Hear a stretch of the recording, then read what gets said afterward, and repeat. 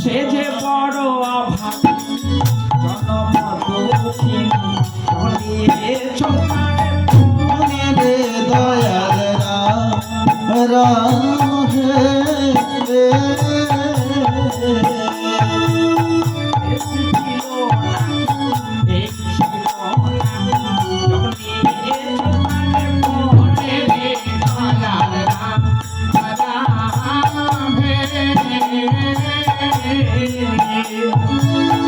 আমারও মাতা তোমারও মাতা সেই হইতে রে দয়াল রাম হে ওই সে লক্ষণ ছিল নাকি তখন যখন মনে যায় মাসি তারে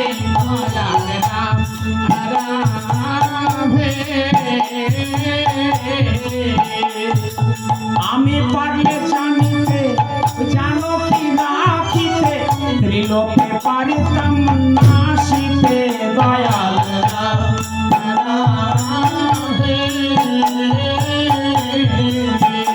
লক্ষণ শোকে হইয়া আহিলে রে ভাসিতে ভাসিতে দয়াল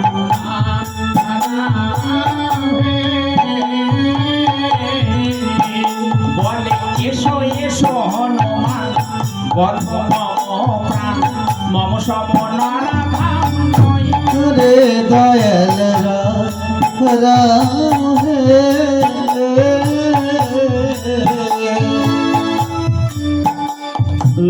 লক্ষণ বলে হনুমান আমি নিজ হস্তে আমার মাতাকে আমি বনবাসে দিয়ে এসেছি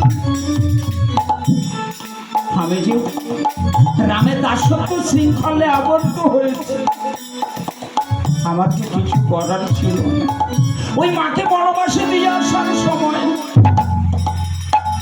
আমি ক্রন্দন করে দাদার চরণ দুখানি আমি ধুইয়ে দিয়েছিলাম আর বলেছিলাম দাদা এমন কাজ আপনি করবেন না। হনুমান বললে কি বললে ঠাকুর লক্ষণ তুমি নিজ হস্তে আমার মাতাকে বনবাসে দিয়েছ বলো মনে পড়ে কি তোমার সেই লঙ্কাপুরের কথা তুমি যখন রাবণের শক্তি সেরে পড়েছিলে আমি নিজে মস্তকে করে অন্ধমাদন গিরিয়ে তোমার প্রাণ রক্ষা করেছি তার এই প্রতিদান দিলে বলো বুঝেছি এখন সে অন্ধমাদন ঘরে আনিলা তোমারে দয়াল রাম হে তোমায় বাঁচাইলাম শক্তি সেরা হইতে সেই সেরে আনিলে আমারে দয়াল রাম হে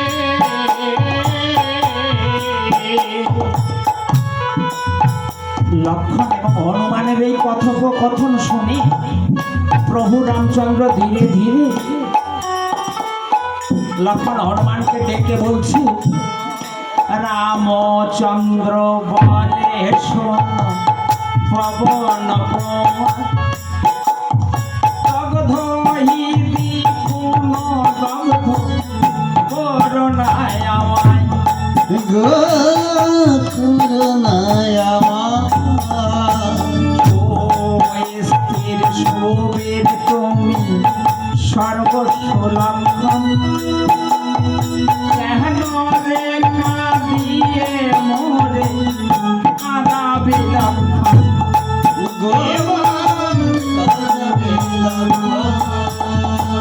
নিজ দোষে মন বসে গেল সীতা সতী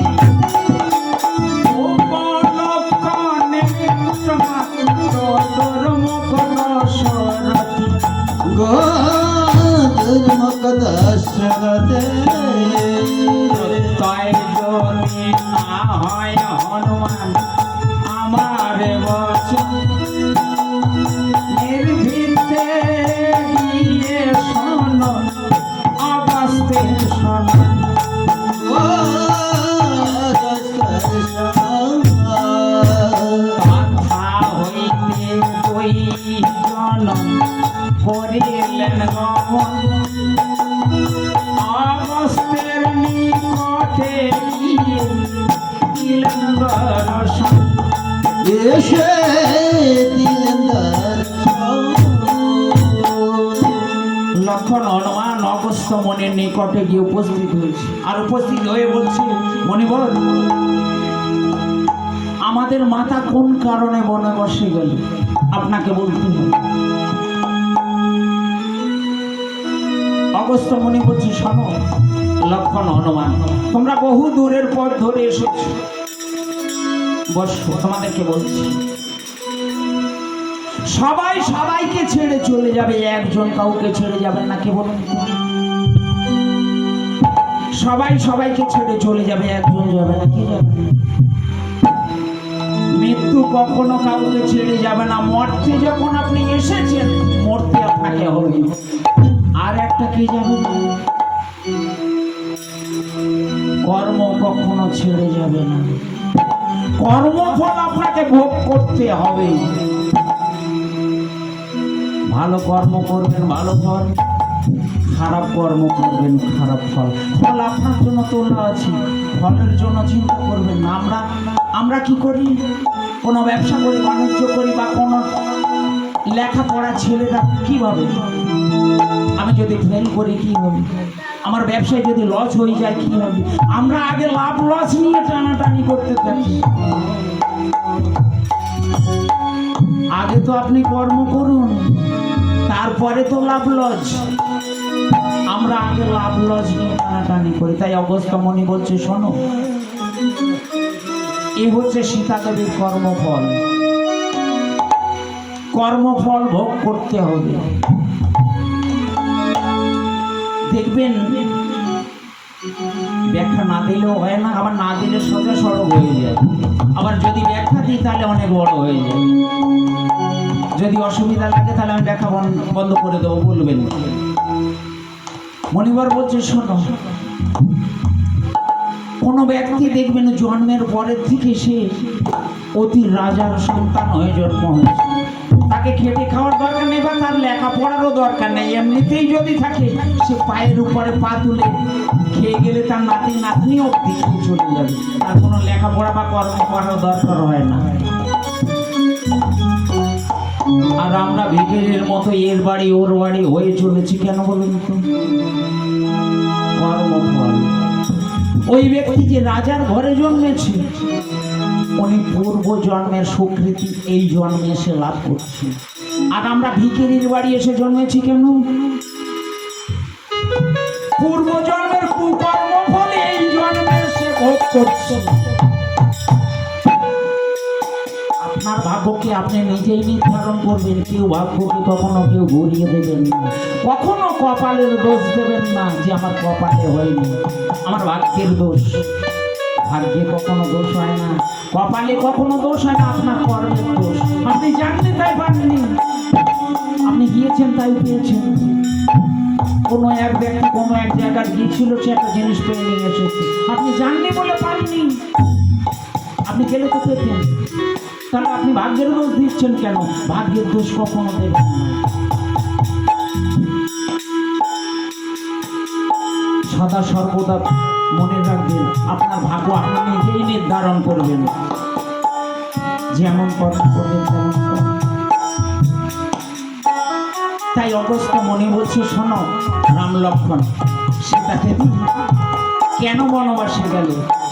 অষ্টম বর্ষিয়া সীতা ছিল জনক আহাগারে, সখী গণের সঙ্গে পুষ্প মনে খেলা করে।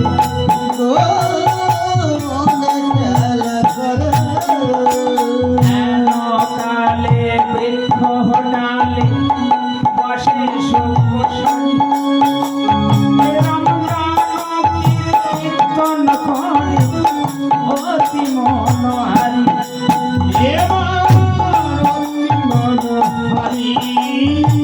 আখের মুখের রাম জান শ্রবণ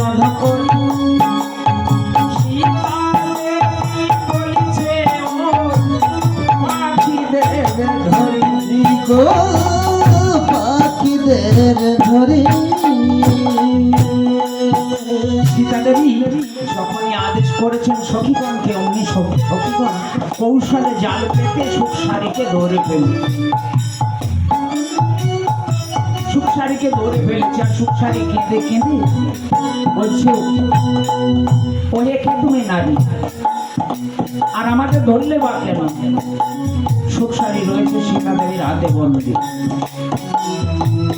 সীতা দেবী বলছে, ওহে পাখি, তোরা একটু আগে রাম জানকে কীর্তন করছিলাম কাছে থেকে, আমি সেই জানক। তা যতদিন পর্যন্ত রামের সঙ্গে আমার বিবাহ না হয় ততদিন পর্যন্ত তোদেরকে ছাড়বো। এমনি কথা বলতে বলতে পুরুষ পাখিটা অর্থাৎ সুখ হাত ফসকে গেছে পড়ে। শাড়ি রয়েছে সীতা দেবীর হাতে বন্দী। সীতা দেবী কেঁদে কেঁদে বলছে, জানো ধরলে আমার দুজনকে, আর আমার স্বামীকে দিলেছে, আমি স্বামী হারা হয়ে থাকতে পারি না, জানো তুমি আমাকে ছেড়ে দাও।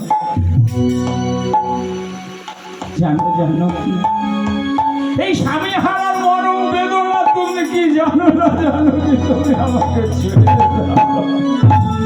মরিও জানো কি, মরিও জানো কি তুমি